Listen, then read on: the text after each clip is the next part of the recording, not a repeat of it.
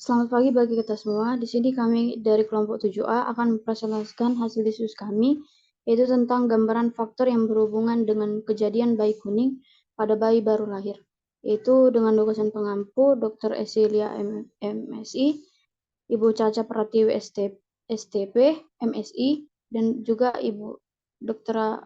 Fatma Tresno Ingtyas MSI.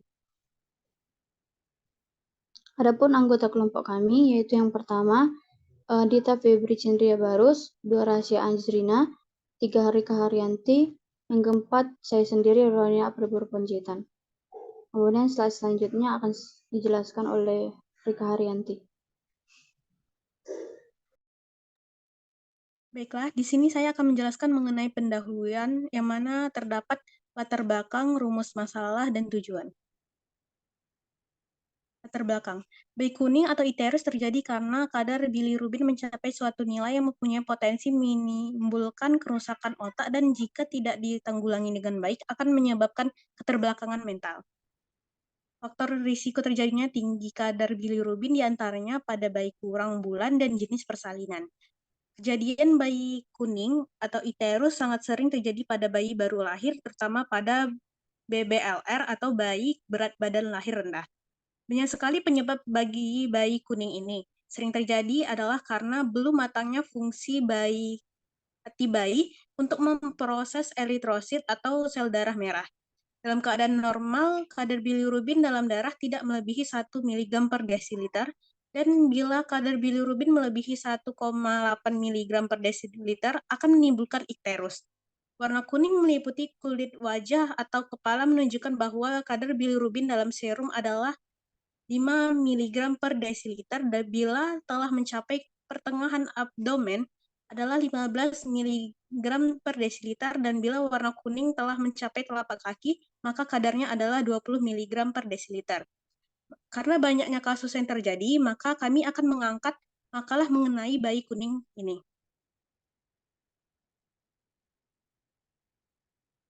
Kemudian rumusan masalah. Rumusan masalah yang akan kami bahas ialah apa pengertian dari bayi kuning, bagaimana penyebab terjadinya bayi kuning, bagaimana gejala dari terjadinya bayi kuning, apa saja jenis-jenis dari bayi kuning, apa komplikasi yang ditimbulkan dari bayi kuning, dan bagaimana penanganan bagi bayi kuning. Adapun tujuan yang didapatkan dari makalah ini ialah mengetahui pengertian dari bayi kuning, mengetahui penyebab terjadinya bayi kuning, mengetahui gejala dari terjadinya bayi kuning, mengetahui apa saja jenis-jenis dari bayi kuning, mengetahui komplikasi yang ditimbulkan dari bayi kuning, dan mengetahui bagaimana penanganan dari bayi kuning. Selanjutnya akan dijelaskan oleh teman saya. Baiklah, selanjutnya kita akan membahas tentang pembahasan yang pertama, yaitu tentang pengertian. Next.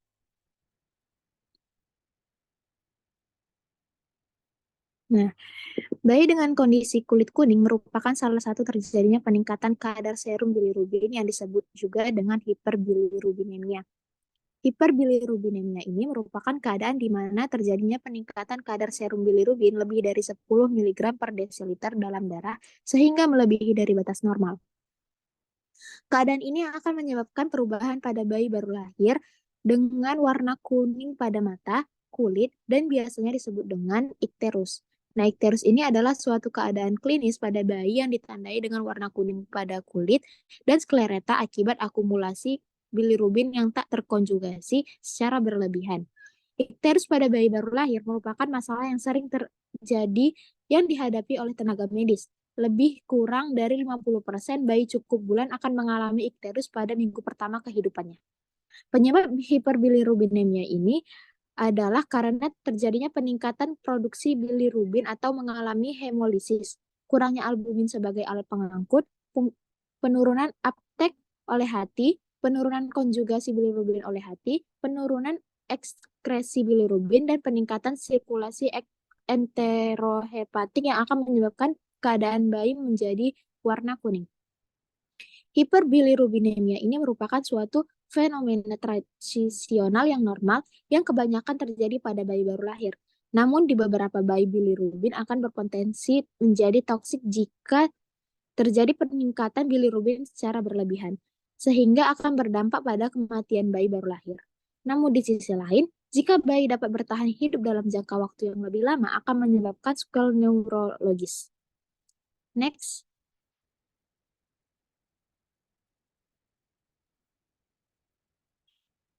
Nah, untuk tinjauan waktunya, pada keadaan normal, kadar bilirubin indirect pada tali pusat bayi baru lahir yaitu 1-3 mg per desiliter dan terjadi peningkatan kurang dari 5 mg per desiliter per jam. Bayi baru lahir biasanya akan tampak kuning pada hari kedua dan ketiga dan memuncak pada hari kedua sampai hari keempat dengan kadar 5-6 mg per desiliter dan akan turun pada hari ketiga sampai hari kelima. Pada hari kelima sampai hari ketujuh akan terjadi penurunan kadar bilirubin sampai dengan 2 mg per desiliter. Kemudian ikterus ini akan menghilang pada hari ke-10 pertama. Pada kondisi ini, bayi baru lahir dikatakan mengalami hiperbilirubinemia fisiologis. Selanjutnya saya akan berikan kepada teman saya.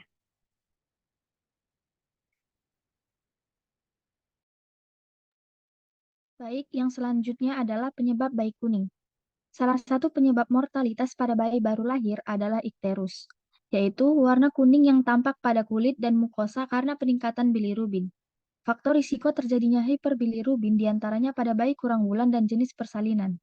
Ikterus sendiri itu adalah perubahan warna kulit atau sklera mata, yang dimana normalnya berwarna putih, menjadi kuning karena peningkatan kadar bilirubin dalam darah. Ikterus pada bayi yang baru lahir dapat merupakan suatu hal fisiologis, terdapat pada 25% sampai 50% pada bayi yang lahir cukup bulan. Tetapi juga bisa merupakan hal yang patologis, misalnya akibat berlawanan resus darah bayi dan ibunya, sepsis atau infeksi berat, penyumbatan saluran empedu, dan lain-lain. Next. Faktor-faktor yang menyebabkan terjadinya ikterus dapat berasal dari faktor maternal, perinatal, dan neonatal. Faktor maternal itu bisa jadi dari resus, ABO incompatibility, riwayat keluarga, tempat bersalin, usia ibu, paritas, pengetahuan, sikap, dan keadaan sosial ekonomi. Faktor perinatal itu bisa jadi jenis persalinan, trauma persalinan, dan komplikasi seperti asfiksia atau sepsis. Adapun faktor neonatal antara lain jenis kelamin, usia kehamilan, berat badan lahir, dan G6PD defisiensi. Penyebab yang paling sering terjadi adalah karena belum matangnya fungsi hati bayi untuk memproses eritrosit atau sel darah merah. Usia sel darah merah pada bayi kira-kira 90 hari. Hasil pemecahannya eritrosit harus diproses oleh hati bayi. Saat baru lahir, hati bayi belum cukup baik untuk melakukan tugasnya. Sisa pemecahan eritrosit disebut bilirubin, dan bilirubin inilah yang menyebabkan kuning pada bayi. Next. Kemudian ada gejala dan tanda klinis bayi kuning. Yang pertama itu adalah warna kuning yang dapat terlihat pada sklera, selaput lendir, kulit, atau organ lain akibat penumpukan bilirubin. Yang kedua, ikterik terjadi pada 24 jam pertama. Yang ketiga, peningkatan konsentrasi bilirubin 5 mg per sen atau lebih setiap 24 jam. Yang keempat, tidak mau menghisap atau menyusu. Yang kelima, urin berwarna kuning pekat atau hitam yang merupakan pertanda masalah pada liver. Yang keenam, feses bayi berwarna pucat yang merupakan indikasi masalah liver. Yang ketujuh, suhu badan yang tidak stabil. Yang kedelapan, dehidrasi, asupan kalori tidak adekuat, misalnya kurang minum atau muntah-muntah. Yang kesembilan, pucat, sering berkaitan dengan anemia hemolitik seperti ketidakcocokan golongan darah ABO, resus, defisiensi G6PD, atau kehilangan darah ekstravaskular. Yang ke-10, trauma lahir, seperti bruising, sefalhematom atau pendarahan kepala, dan pendarahan tertutup lainnya. Yang ke-11 ada pletorik atau penumpukan darah, polisitemia yang dapat disebabkan oleh keterlambatan memotong tali pusat bayi KMK. Yang ke-12 ada letargik dan gejala sepsis lainnya. Yang ke-13 petechiae atau bintik merah di kulit. Sering dikaitkan dengan infeksi kongenital sepsis atau eritroblastosis. Yang ke-14 ada mikrosefali atau ukuran kepala lebih kecil dari normal yang sering berkaitan dengan anemia hemolitik, infeksi kongenital, penyakit hati. Yang ke-15 ada patos splenomegali atau pembesaran hati dan limpa. Yang ke-16 ada omfalitis atau peradangan umbilikus. Yang ke-17 ada hipotiroidisme atau defisiensi aktivitas tiroid. Yang terakhir ada massa abdominal kanan atau sering berkaitan dengan ductus choledochus. Next akan dijelaskan oleh teman saya. Baik, di sini saya akan menjelaskan tentang jenis-jenis pada bayi kuning, yaitu yang pertama kuning normal. Nah, di sini timbul pada hari kedua atau ketiga dan tampak jelas pada hari kelima sampai ke-6 dan akan menghilang pada hari ke-7 atau hari ke-10 dan akan menghilang pada hari ke-14. Bayi tampak biasa, minum baik dan berat badan naik. Next, selanjutnya. Yaitu yang kedua kuning tidak normal. Kuning di sini terjadi sebelum umur 24 jam dan bertahan setelah 8 hari pada bayi cukup bulan atau setelah 14 hari pada bayi kurang bulan. Biasanya bayi kurang bulan biasanya disertai tanda-tanda adanya penyakit seperti suhu yang tidak stabil, malas menyusui, muntah, penurunan berat badan yang cepat, sesak napas, gagal napas, dan penurunan kesadaran. Next.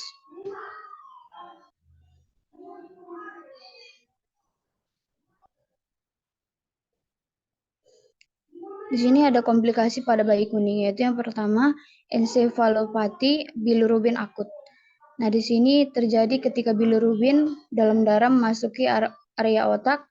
Hal ini dapat merusak sel-sel otak. Beberapa gejalanya yang muncul akibat kondisi ini diantaranya yang pertama demam dan muntah, kesulitan mengisap ASI, yang ketiga sulit dibangunkan, yang keempat tampak lesu, yang kelima lebih sering rewel dan gelisah, yang keenam leher dan tubuh melengkung ke belakang. Next.